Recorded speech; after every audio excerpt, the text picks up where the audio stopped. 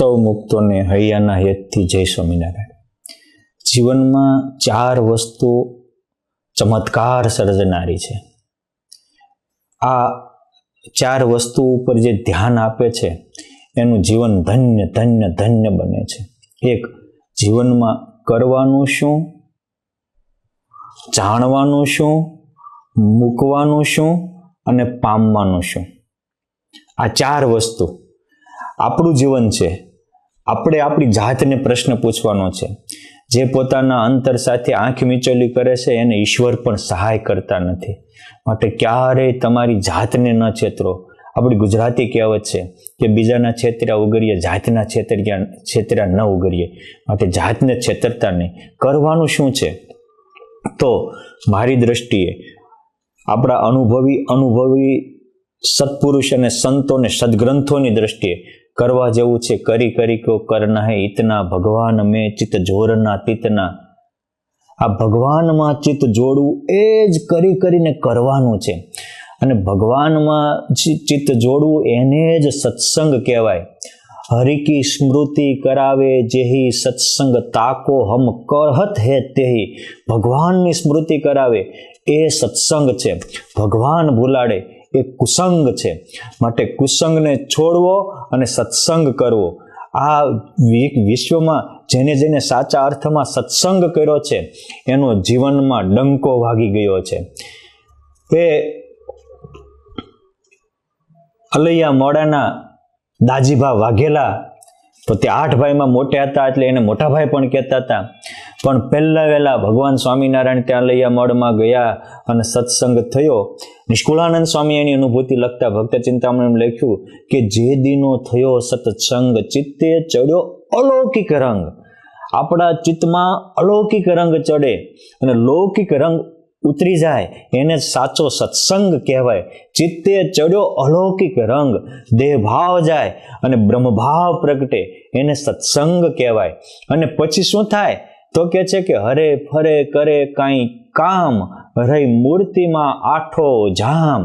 એમ જેમ દેહાભિમાની દેહના કીડા દેહમાં રહીને કામ બધું કરે છે, એ જ રીતે જેને સત્સંગ થાય એ મૂર્તિમાં રહીને હરે ફરે કરે કાંઈ કામ. અને એક અનુભવી જેને સત્સંગ થયો, એક હરિજન પર્વત ભાઈ સદા રહેતા મૂર્તિમાંય. અને જે મૂર્તિમાં રહે એના સંકલ્પ બધા સત્ય કરવા પુરુષોત્તમ નારાયણ બંધાયેલા છે. માટે માત્ર વાર્તા સાંભળવી એ ચર્ચા છે. જો આપણે અત્યારે તમે મારી વાત સાંભળો, આ પણ સત્સંગની ચર્ચા છે. સત્સંગ નથી, સંગ તો આપણને દેહનો છે, એટલે દેહ નાશવંત છે, એટલે અસતનો સંગ છે. માટે સતના સંગી બનવું. સત એવો આત્મા એને સત એવા પરમાત્મા સાથે લગાડી દેવો, આ સત્સંગ છે. કરી કરીને આ કરવા જેવો સત્સંગ છે. પોઈન્ટ 2 કે જાણવા જેવું શું છે? કારણ કે આપણે જો સત્સંગ કરવો હોય તો જાણવા જેવો આપણો આત્મા છે. જગતનું બધું જ જાણશું, પણ આપણે આપણા આત્માને નહીં જાણીએ તો પાછળથી પસ્તાવા સિવાય કાંઈ નહીં બચે. નિષ્કુળાનંદ સ્વામી હૃદય પ્રકાશમાં આપણા હૃદયમાં પ્રકાશ થાય એવી પંક્તિઓ લખે છે. સ્વામી કહે છે, જાણવાનું જાણે નહીં, વણ જાણ્યાનું જાણે ખોટ. નિષ્કુળાનંદ એ નરને કહો કળે ટળે કેમ ખોટ. એને કેમ ટળે? એ ખોટ કેમ ટળે? માટે આપણી અંદરની ખરેખરી ખોટ ટાળવી હોય તો કરી કરીને કરવા જેવો જે આપણો આત્મા છે, હું અક્ષર બ્રહ્મ છું, નિજાત્માનમ બ્રહ્મરૂપમ, એને ઉજાગર કરવાની જરૂર છે. ગુણાતીતાનંદ સ્વામી કે જેમ દેહાભિમાની દેહનું ભજન કરે છે, એમ જે ભગવાનના ભક્ત હોય એની આઠે પર હું આત્મા છું, અક્ષર છું, બ્રહ્મ છું અને મારે વિશે પ્રગટ પરબ્રહ્મ પુરુષોત્તમ નારાયણ રહ્યા છે, એમ આઠે પર ભજન કરવું. ભગવાન સ્વામિનારાયણે પણ અંત્યના 39મા વચનાવતમાં આત્માને પરમાત્માનો વેગ લગાડી દેવાનો કીધો. એ વેગ લાગવાથી જ એની અનુભૂતિ થાય છે. માટે જ્યાં સુધી આપણે આપણા આત્માને નહીં જાણીએ ત્યાં સુધી બીજું ગમે એટલું જાણશો કે જાણેલું કોઈ કામમાં નહીં આવે. અને એકવાર આપણે આપણા આત્માના સ્વરૂપને જાણ્યું તો પરમાત્માના દર્શન ઈઝી થઈ જશે, હાવ સહજ છે.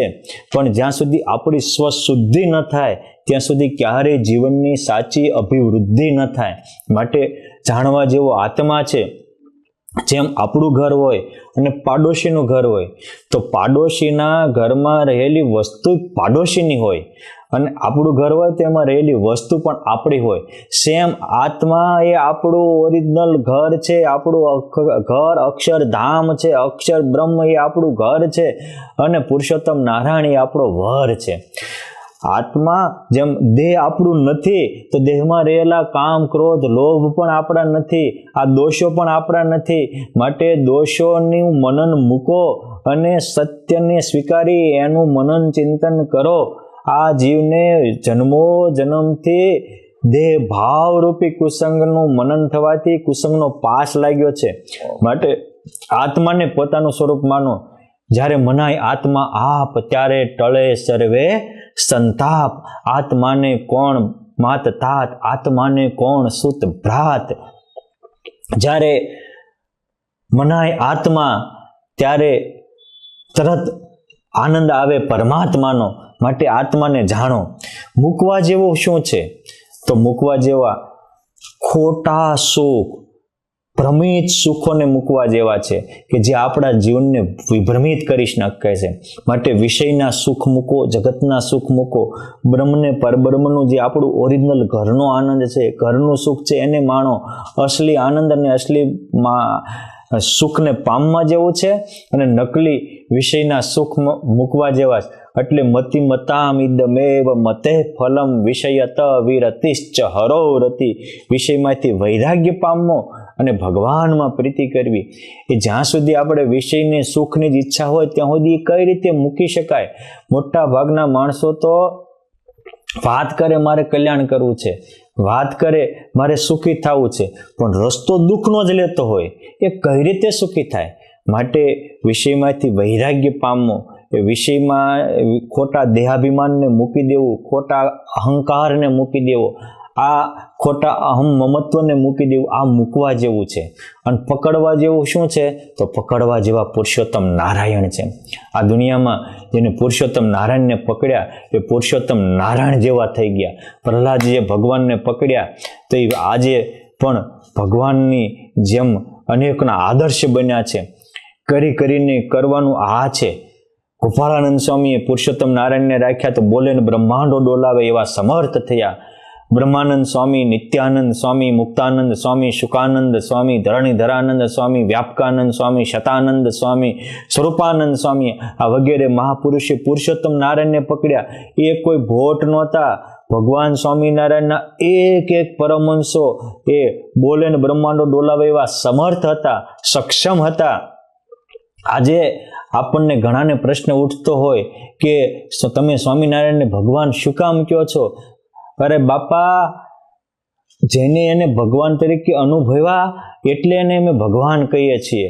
અને આ એક એકની અનુભૂતિ હતી. માણસ તો વાત કરતા હોય પણ મૂકવાનું થાય તો કાંઈ નથી મૂકી શકતા. આ બધાએ બોલે ને બ્રહ્માંડો ડોલાવે એવા હતા. એને બધાએ ભગવાન માટે કુરબાની આપી છે. એ એને અનુભવીને આપી છે. માટે એ પકડવા જેવા પુરુષોત્તમ નારાયણ છે. રાખ્યા જેને રાખણ હારને રહ્યું તેનું સર્વે રહ્યું. અને ભૂલો સ્મૃતિ ભગવાનની જ્ઞાન ગયું તેનું સર્વસ્વ ગયું. માટે રાખણ હારને રાખો. મીરાએ રાખણ હારને રાખ્યા તો આજે લાખો લોકો એના જીવન ઉપર પીએચડી કરીને આજીવિકા ચલાવે છે. નરસિંહ મહેતા, મીરા, સબરી, સુદામા, તુલસીદાસ, તુકારામ, જનક, જયદેવ, બલિરાજા, હનુમાનજી, ધ્રુવ, પ્રહલાદ, આ પૂર્વે પણ જે મહાપુરુષોએ ભગવાનને રાખ્યા એ ભગવાન જેવા સમર્થ થયા છે. નારદજી દાસીપુત્ર હતા પણ ભગવાનને રાખ્યા, ભગવાન માટે જીવ્યા તો એ દેવર્ષિ થઈ ગયા. માટે આપ પણ આ રાખવા જેવા રાખણના હારને રાખી આપ તમારી જિંદગીને સફળ બનાવો. માટે કરવા જેવો સત્સંગ છે, જાણવા જેવો આત્મા છે, મૂકવા જેવા વિષયના લાપડા જેવા સુખો છે, અને પામવા જેવા પુરુષોત્તમ નારાયણ છે. માટે આ ચારેય વસ્તુને જીવનમાં અપનાવી આપ પણ આપણા જીવનને ધન્ય ધન્ય બનાવો. એવા શક્તિમાન, ભક્તિમાન, વિરક્તિમાન અને આત્મજ્ઞાનવાન બનો. એવી પરમ કૃપાળુ પરમાત્માના પાવન ચરણોમાં પ્રાર્થના અસ્તુ. ધન્યવાદ. જય શ્રી સ્વામિનારાયણ.